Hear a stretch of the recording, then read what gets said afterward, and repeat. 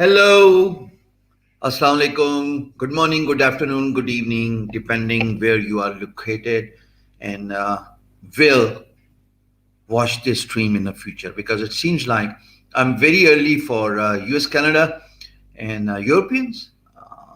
Whenever I come live at this hour, I usually find that there's about just a handful number of audience watching a live stream. Before I get to the topic, I'm so surprised to see the analytics of my channel. So, what we have here is 35% of people watch me from Pakistan, around 15% of the audience is from India, around 16% of the audience is from US and Canada, which is amazing. And then the rest of the world, of course, Bangladesh and UAE and all that, all other countries. But the response on this English channel has been overwhelming, and it is so exciting that I might just decide to take a break from my main channel for good on, let's say, few months, 2 or 3 precisely, and focus on this channel because this channel requires my playlist. This channel needs to focus on playlist because not everybody can watch live stream for over a long period of time. I understand it takes a lot of courage. It takes a lot of patience. It takes a lot of temperament to watch a live stream, and not everybody has this temperament that they can sit and glue themselves to the seats and watch a live stream that is over 30 minutes of time. Now, freelancing, a buzzword that has taken the world by storm. Everybody seems to be talking about freelancing.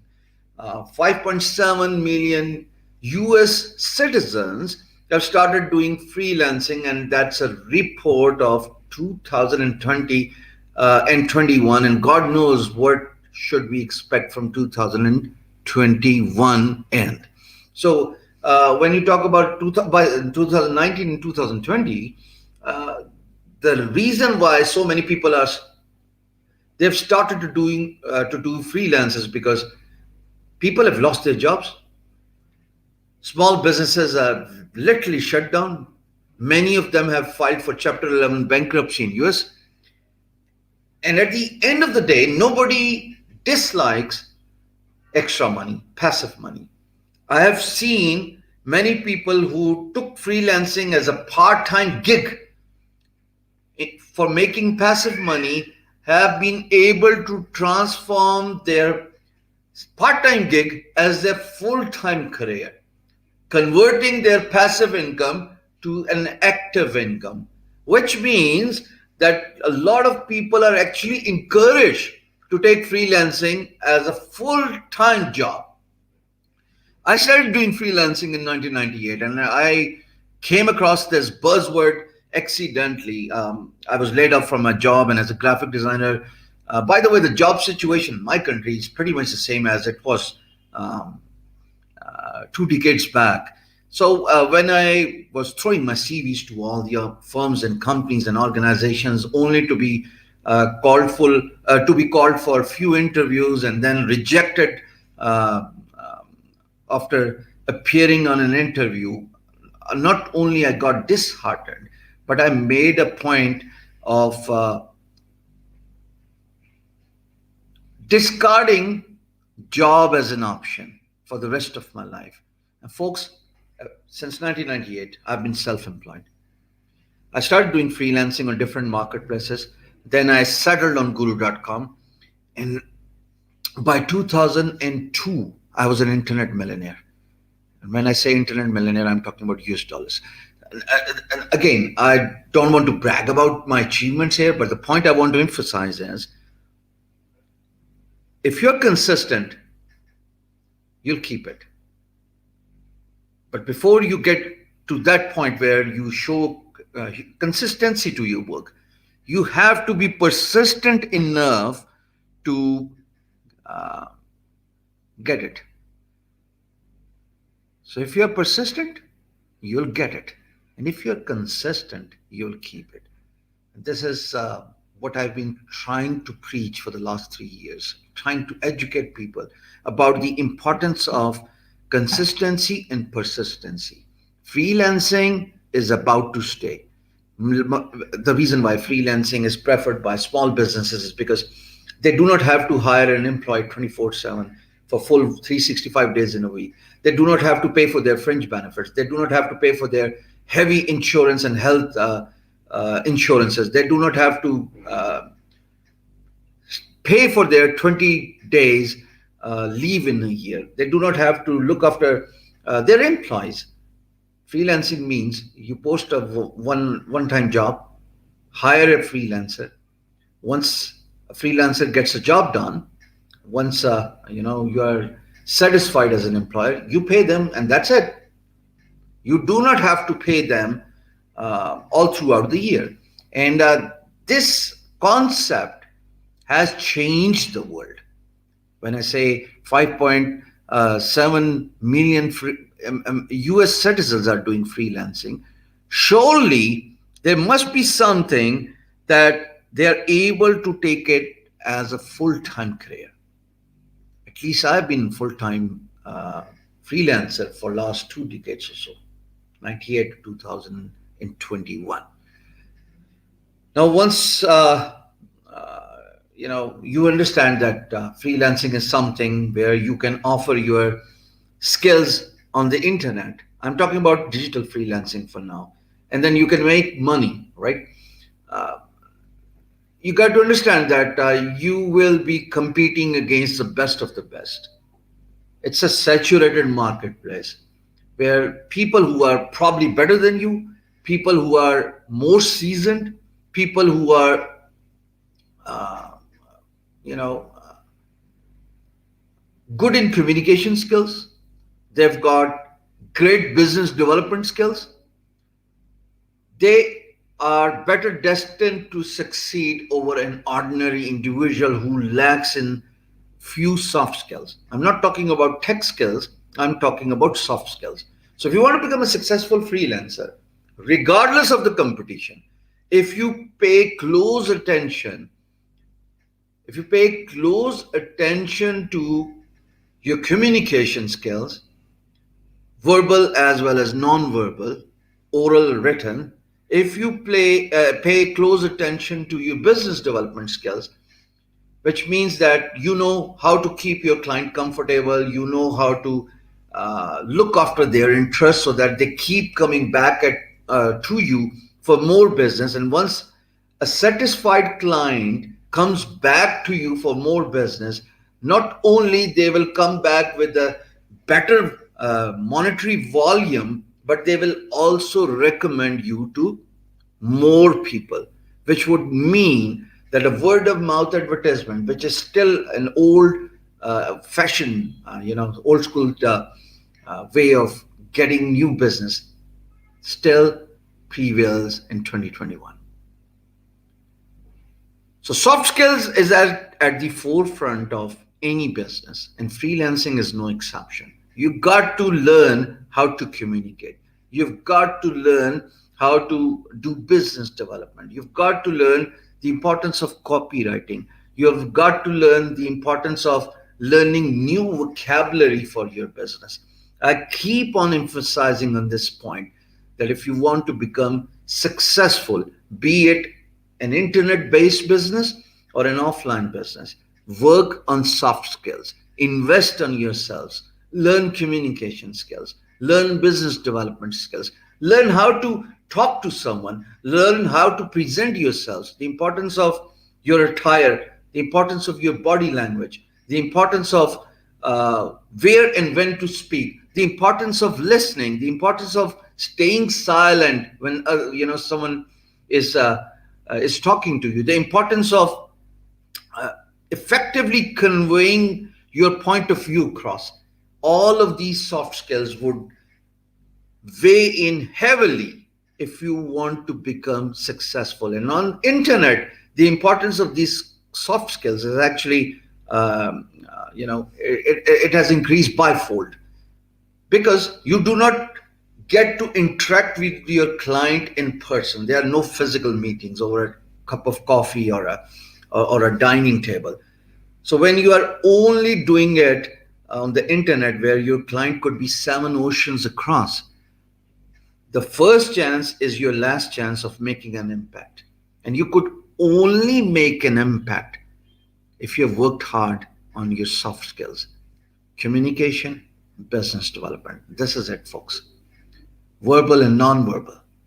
Somebody asked Warren Buffett, one of the most profound investors in the world, what is one advice you would like to give to younger people? And Warren Buffett replied that if there's one advice youth should work on, that is their verbal and non-verbal communication skills.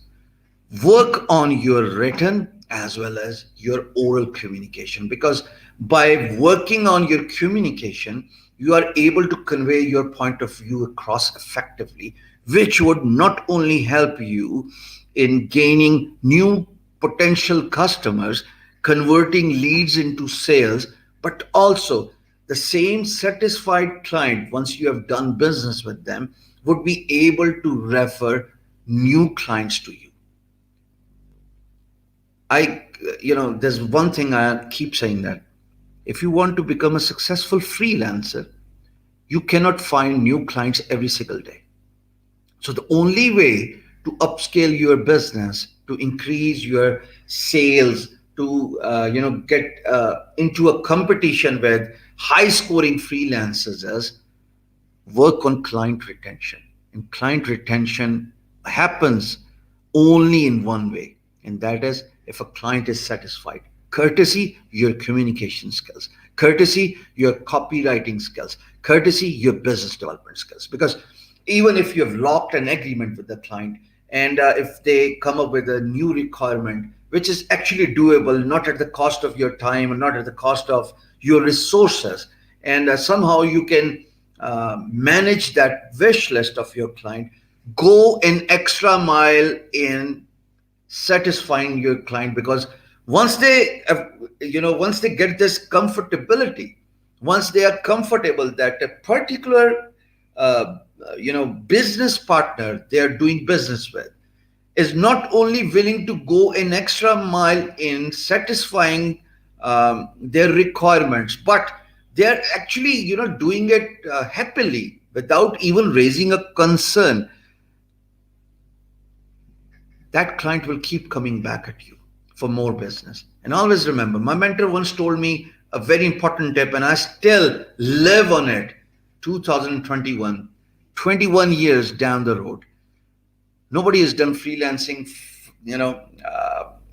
in such huge volume than I have in South Asia, with the profile earning of over 1.5 million US dollars. Surely I must have done something. The only thing I've done is work on my communication skills, work on my business development skills. My client, my mentor, gave me an interesting insights about client, and when I fill in employer shoes, I actually move forward with the business in the same way. So I would test somebody out with a small job. If they are able to satisfy me with good results, if they are able to communicate effectively, if they are accessible without a lag time, and if I'm happy with the final product, if I'm happy with their services, next time I will go back to them with higher business volume. So the first one is always a testing, a teaser, a trial. And only if you are able to knock off the first relationship, the first arrangement, the first engagement effectively, you are giving yourselves a better chance of not only getting a high volume business for the second time, but the same client who is happy with your customer services, with your communication skills, with your business development skills, they will refer more people to you. This is how you win projects. Now, when you talk about business development as a freelancer, when you place your bid on the projects, You've got to, account for few important attributes, starting with talk about a problem client has put forth in their project placement. Talk about their problem. Don't talk about yourself. Me. This me has hurt more freelancers than it has helped freelancers uh, who have avoided this. So my advice to you is focus on not only identifying the client's problem, but also give a solution to that problem. Then the second step is show your portfolio, because your portfolio not only tells about your aesthetics, about the work you do, but it also tells about the kinds of clients you have worked with in the past. Portfolio is very important. Do not step into a marketplace without portfolio, because you will not even be entertained for a second.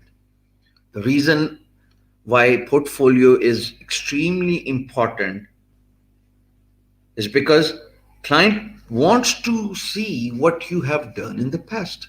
They want to see your previous work. And without looking at your previous work, how can they even know about your ability, about your expertise, and then the billion-dollar questions.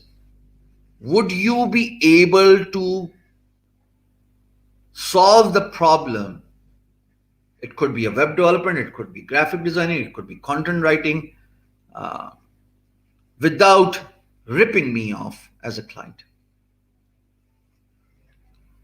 So once you create your portfolio, and every newbie would be advised to work for 5 free clients in the beginning. You could actually do it offline.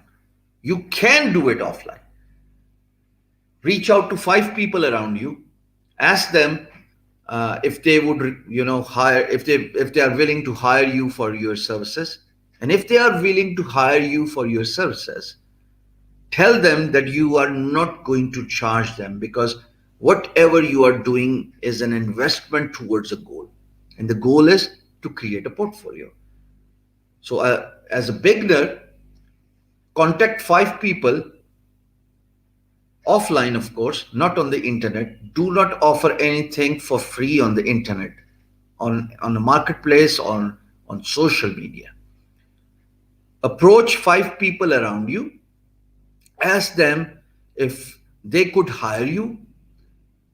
Tell them that you are not going to charge a single penny, because you want to get a hands down experience and build your portfolio.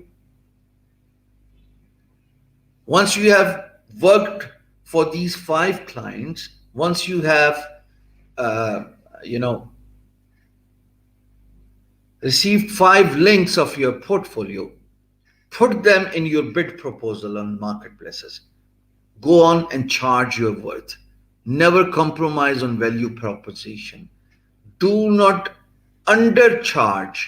If you know your worth, you could charge accordingly. There's no harm in doing it. People often say that I am a newbie. How could I charge a good amount of money? Look, your work should speak volume about who you are, your worth, and your value.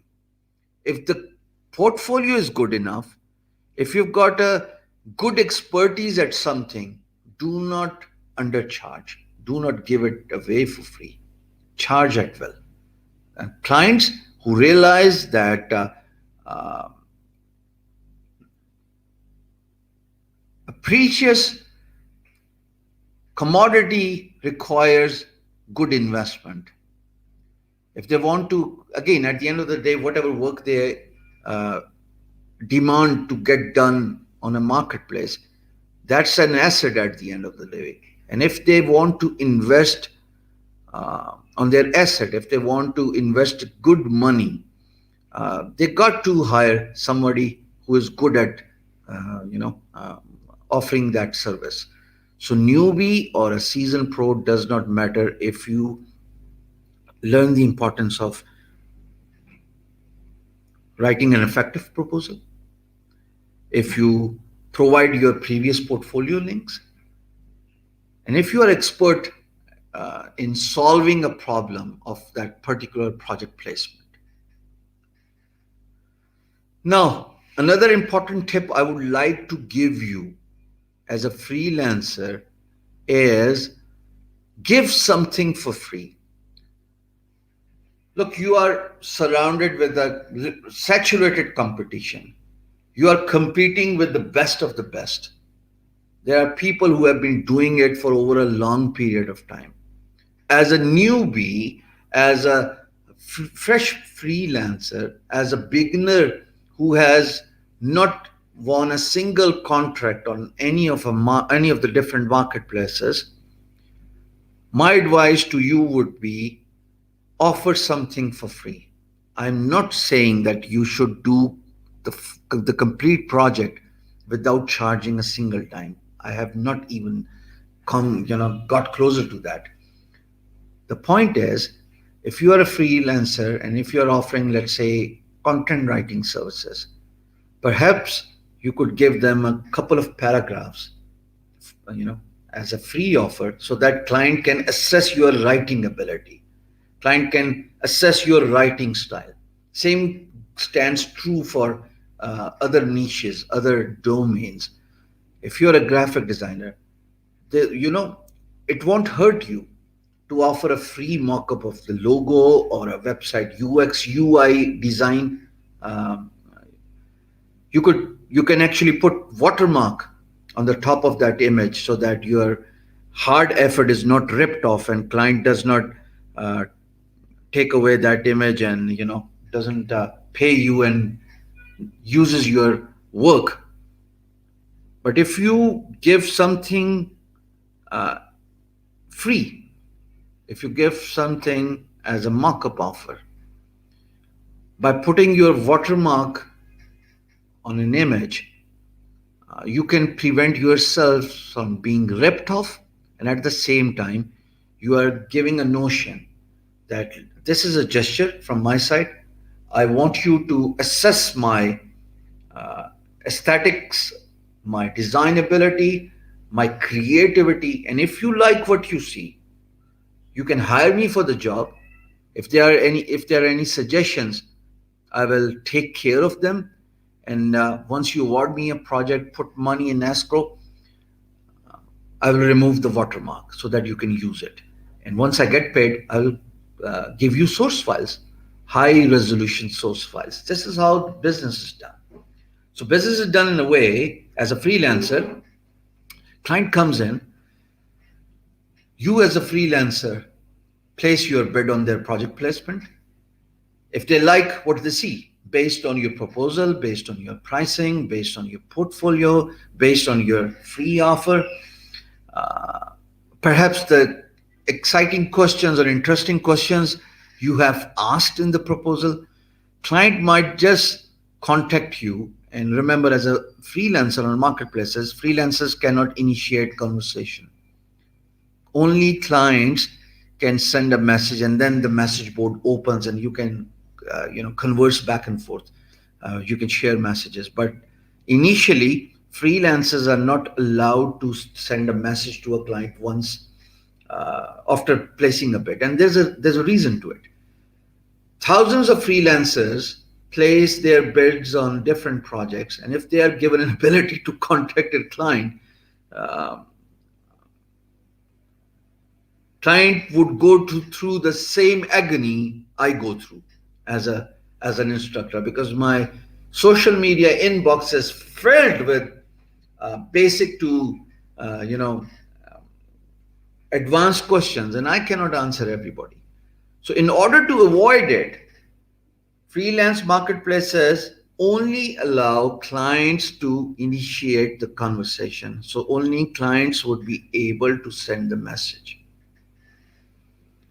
Now, once the conversation dialogue, that initiated by the client, of course, you would be required to have great communication skills, because if you do not have great communication skills, uh, after a couple of messages, client would permanently give up on you. Because if in the initial phase of this arrangement you are unable to communicate effectively, clients would foresee that in the future they're going to be pushed against the wall. Because for them to make you understand about their requirement, for them to communicate effectively with you. By the way, when you talk about marketplaces, the only conversation, only language uh, people converse in is English. English is an international business language. So if you are unable to understand their English, if you are unable to understand their point of view, their requirement, how do you even expect them to hire you and give you their money? Because nobody wants to, uh, waste their time. And clients value their time as well as they value their money. So, to recap, if you want to effectively send out a proposal and if you want to win a project on marketplaces, you have to focus on your communication skills.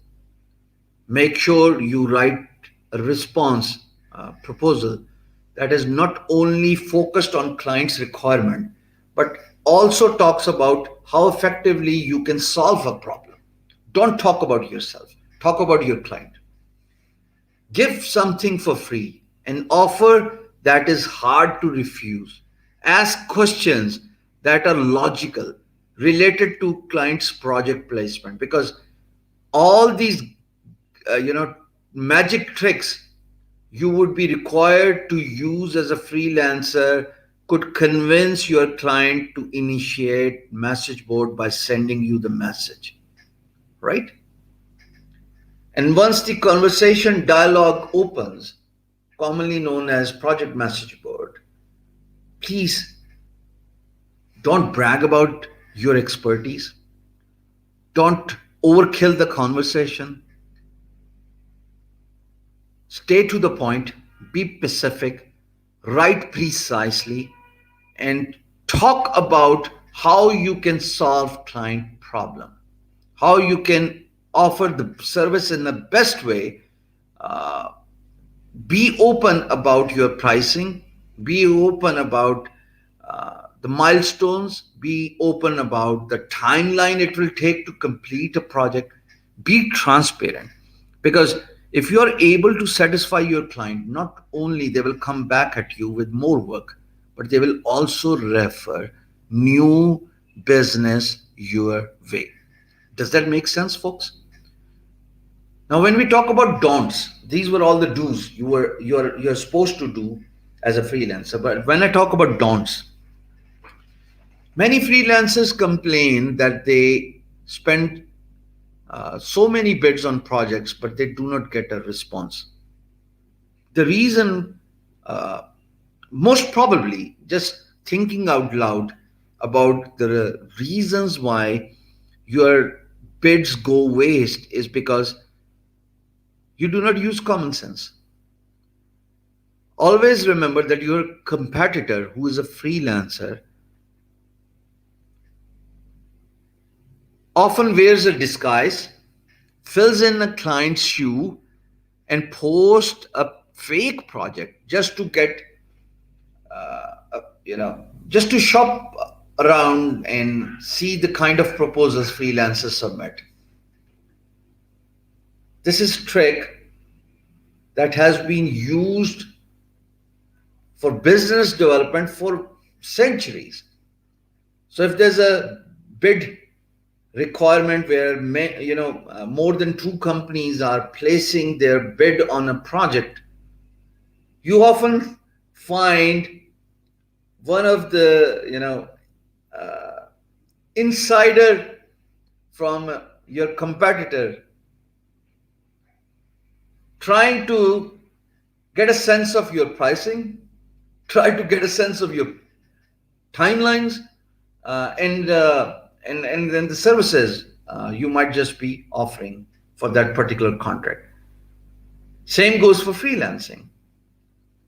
Freelancers often post a fake project only to see the type of proposals so that they can fine tune their proposals, only to see the pricing so that they can get a sense of fair pricing, and most importantly, the deliverables so that they understand that for a particular price range, what kind of services are offered. This might just come as a surprise to many of you, but don't complain about losing bids if you do not pay attention to three things. The first thing is a project should have a detailed information. It should show detailed information. So if I'm looking for a web development, if and once I if I drop a single line saying, hey, I'm looking for a web developer. If you're a web developer, bid on the project. Many freelancers make a mistake of bidding on such projects because the requirement is absolutely dubious. It's in haze. It is not clear. And in contrast, if I see a project that says that, look, I am looking for a web developer. Here's my competitor I admire the most. That's my niche. That's my domain of expertise. These are the colors I like for my websites. I look forward to your proposals along with your pricing. Now, if you compare two different projects, do not waste your time, energy, and bids. Bids are precious. They cost money, right? Do not waste your bidding on the first one. That is, dubious, given in haze, and the requirement is not clear. Instead, develop your business development skills. See that if client is serious about explaining their project requirement in detail. So that's the first thing every freelancer needs to look into when they spend their bid on marketplaces. The second thing is take a look at clients' previous history. See if they have posted projects in the past. See if their payment method is verified. See if they have given or received feedback from their previous experiences with a freelancer. Every freelance marketplace gives you this ability to see clients' detailed information. So when you place a bid on a project, let me take you to my screen so that it says more. Hey, that's my last 1.5 month freelancing achievement, and I made over $5,000, a net amount of 5,338, and a total invoice amount of 5,625. Of course, Guru.com deducts money, but pretty satisfied with what I'm doing on Guru.com. So I take you to my dashboard. Here you can see an annual earning of 47K. Everybody knows that I only started doing it actively last June. So once I hit June of 2021, I am hoping that I would go over six-figure income. A crown I proudly owned 2 years back.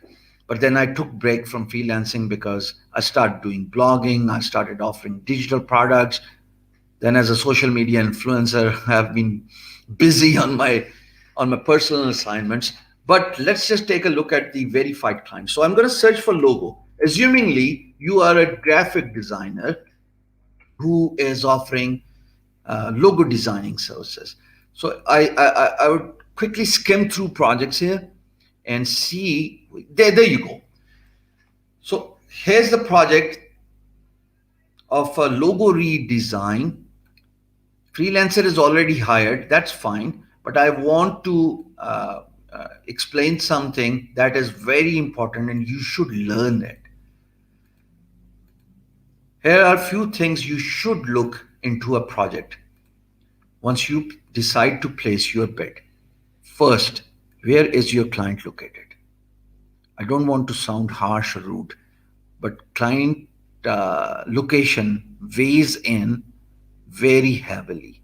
It matters a lot. Clients from US, European countries are actually willing to hire you. I'm still trying to be cautious here, but if you're smart enough, you'll understand what I'm referring to here. The second thing is this green seal. Every freelance marketplace offers this when you place a bid on the project. So Guru.com shows a dollar sign, Upwork shows a tick mark, Freelancer also shows dollar sign, and all other marketplaces, traditional marketplaces where clients post the project and freelancers bid on the project, they show this dollar sign. It means that they have their payment method verified. And then it also see if you can see this statement where they have spent money in the past. So even if they have spent $5 uh, on their previous project, that would suffice, more than enough for me to understand that this is an actual client willing to hire a freelancer rather than just doing window shopping. And who does window shopping? Freelancers. They wear a disguise, fill in client shoes, and post fake projects. I can actually show you. I've been doing this for such a long time that it's not hard to identify between a fake project or a real project. Again, a client from US, payment method verified, and have spent $150 in the past. I should place my bid on this project if I know this skill. Uh, Again, if a client, no, this client is already, he's a verified member and has paid in the past. Let's see if I can find someone who has. So let's see. There you go. This guy, Crystal, she has got her payment method verified, even though she has not used Guru.com previously. I would still be inclined to read her project placement, and if it matches my skill expertise, I will place my bid on this project surely because she has payment method verified. She is not fake.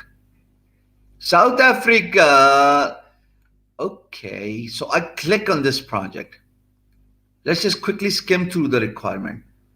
So this guy has a project budget of $5,000, and let's see if the requirement makes sense. So he's looking for a freelancer who could embed AI functionality onto his website and selection of logo options. Now, again, this client has explained his requirement in detail, even though he's a new employer on Guru.com, but he has clearly explained his requirement.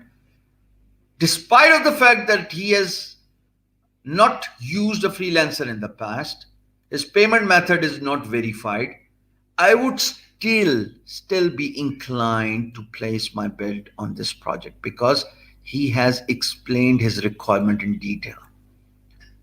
Let's quickly scan through some other projects and see if we can find what we are looking for. There you go. There you go. Company logo. No, again, explained everything in detail. Sorry, that's not the one. As a matter of fact, my team has already placed their bid on this project.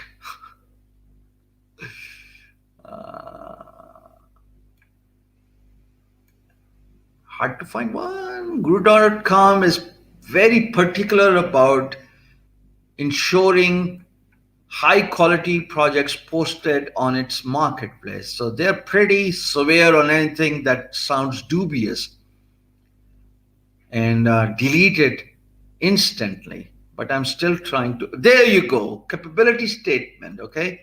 So I click on the project where where there's no information about the client. It says the client is from US, no previous payment made to a freelancer. He has already posted 2 projects. He's not hired a single one.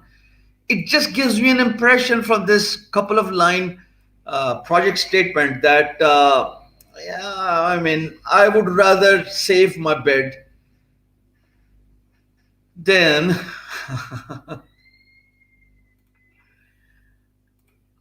Does it make sense, folks? Drop in your eyes in the comment section. AYE. This is what you should not do as a freelancer.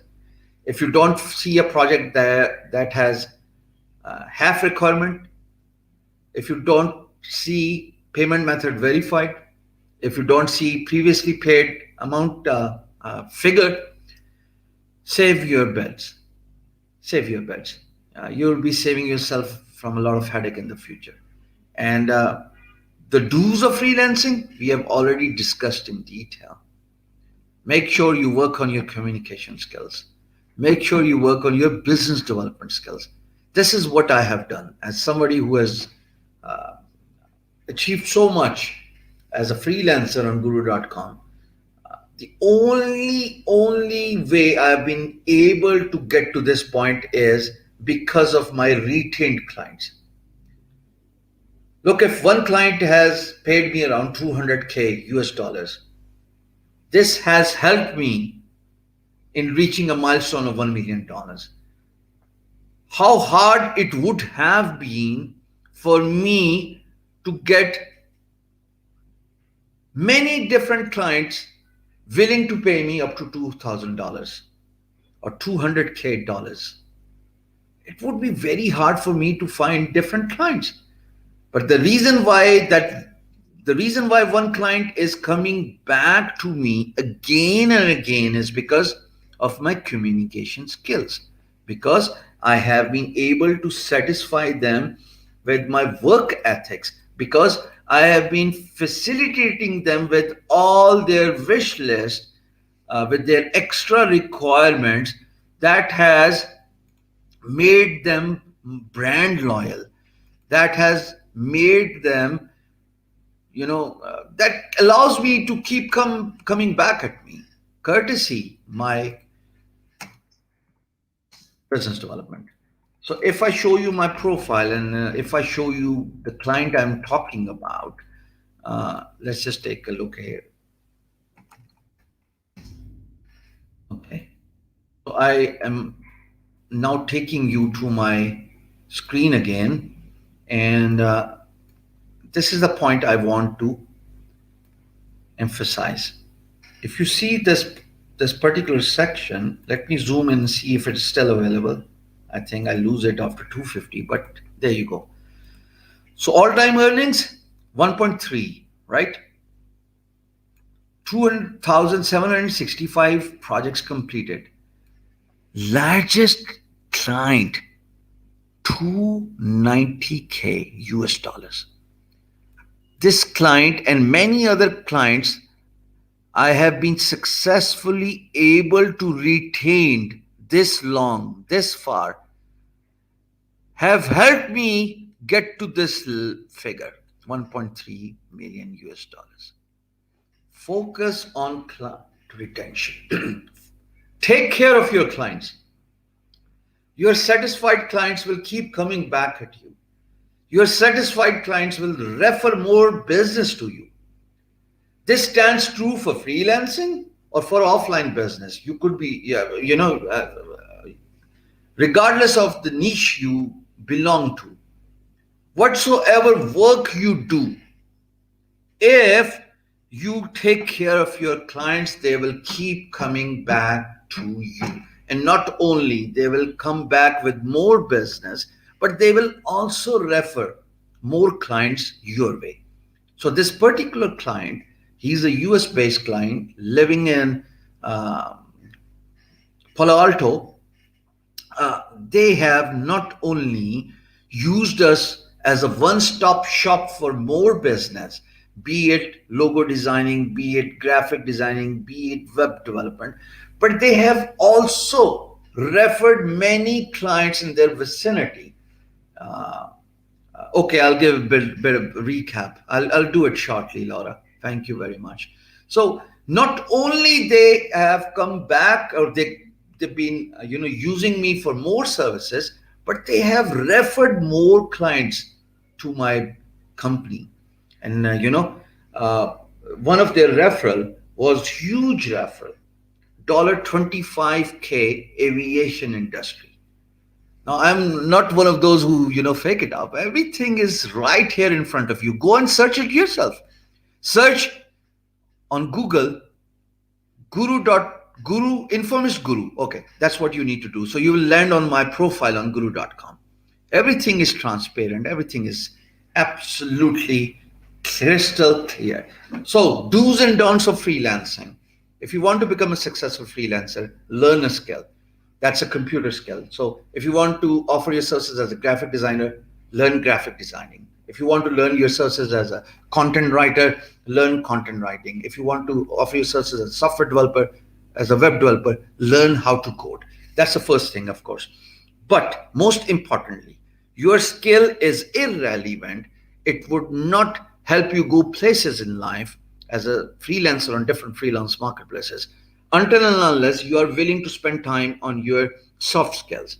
Now, the importance of soft skills, uh, they stand true not only as a freelancer but also as a brick and mortar business. You could be a small firm, you could be a small brick and mortar shop.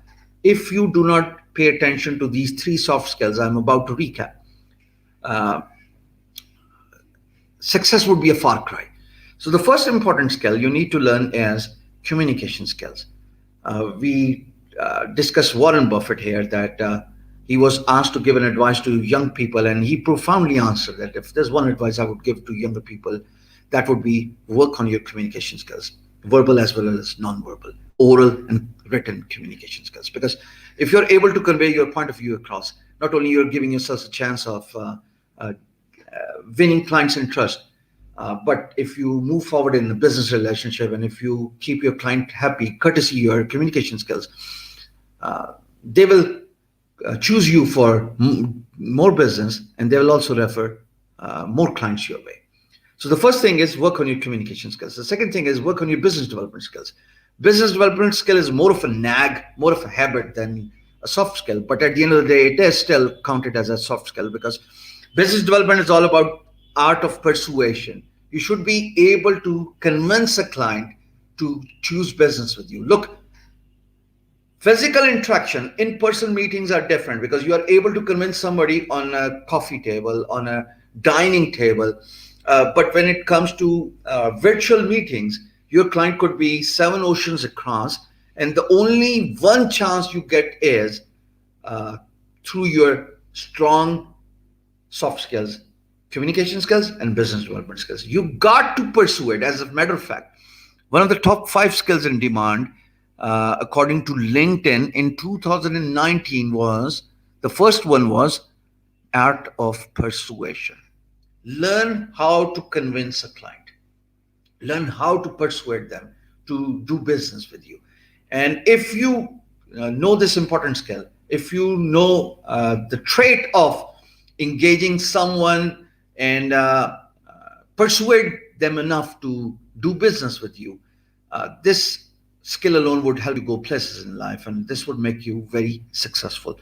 And the third and the most important soft skill is uh, look after your customers. Customer services is a key, because if you look after your customers, if you take care of their extra requirements without compromising on your resources or without wasting time, small uh, additional requirements could be compensated and should be taken care of, because this gives client a confidence about you as a company, you as a resource, you as an individual, that would allow them to come back to you with more business. And it will also help you, because the same client who's happy with you going an extra mile in satisfying them, they will refer more business to you. No business can survive on new contracts every single day. So the importance is Yeah, thank you, Laura. Thank you. I appreciate that. Where are you from, if I may ask?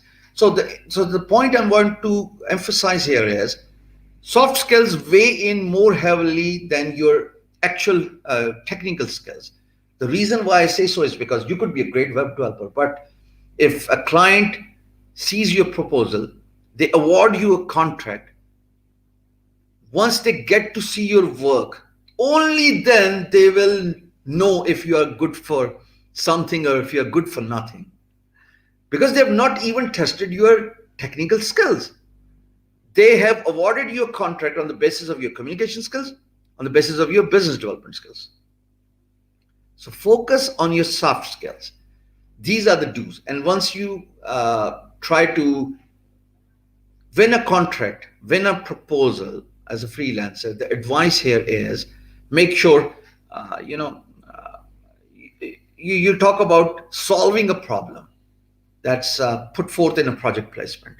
Because once you solve a problem, you're giving yourself a fair chance of catching a corner of an eye of a client, because they'll be convinced that you have given a very reasonably detailed solution to their problem, which includes being transparent about your solution, be transparent about your pricing. There should be no hidden pricing.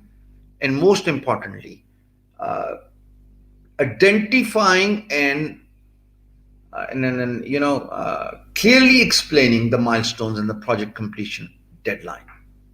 Nobody wants surprises. Clients are no exception. An effective proposal not only helps you uh, being noticed, but at the same time, it would allow a client to initiate message board. It would allow client to send you a message. Remember, as a freelancer on different freelance marketplaces, freelancers cannot send a message to the client after submitting their project proposal. Because if marketplaces allow freelancers to place to send a message to a client, there would be tons of freelancers doing it, and clients would be over bombarded with a huge influx of inboxes. So, in order to avoid it, freelancers are not allowed to submit a message initially. They are not. They cannot initiate the conversation. Only a client can initiate a conversation. Thank you, Laura. Must be very early there, no? So the do's and don'ts. So do's we have discussed. We have established that you got to be expert of your skill. You got to have some soft skills. You need to talk about solving clients' problem that is provided in a project placement. Now, talking about don'ts, just to recap. I mean, I usually do not place my bids on the projects that are from Asia. I don't want to sound controversial here, but most of them I've seen are actually doing window shopping. Freelancers filling in the client's shoes and posting a project just to see, get an idea of proposals, just to get an idea of pricing, just to get an idea of timelines. So I save my energy, and I do not want to waste my bids on such projects. If client has somehow given their project placement a detailed explanation, if they have given their requirement in detail, regardless of their payment method not verified, regardless of the fact that they have not used a freelancer in the past on that particular marketplace, I would still place my bid on that project because they have explained their problem in detail. But if you come across a project that is only one liner, hey, I need a web developer. Okay, fine enough. With no previous payments, and most importantly, their payment method not verified as a client, I would pass that project. So, do's and don'ts of freelancing. Everybody should do freelancing. Forbes says that 5.7 million Americans did freelancing in the year between 2019 and 2020. And amid pandemic, after this pandemic has struck the world by surprise, small businesses have shut down. Many small businesses have filed for Chapter 11 bankruptcy. You could learn a skill or two and start offering your services as a freelancer on different marketplaces. There's Upwork.com, there's Fiverr.com, there's Guru.com, Freelancer.com. And if you do it, that's what the result would be. As Barack Obama says, that's what I do. Take care of yourselves. And if you're watching this stream for the first time, hit the subscribe button and gently press the bell icon, because I'm about to upload different playlists on my YouTube channel, starting with freelancing. Every information you will see on my channel is for free. Then there would be digital marketing. Then there would be all these different playlists, by the way. Social media marketing, there would be blogging, there would be digital products, and how to upscale your YouTube channel. This is my second YouTube channel. If you guys do not know who I am, search my name and you'll get to know a lot about me on Google. Take good care of yourselves. I'll see you guys tomorrow. Bye.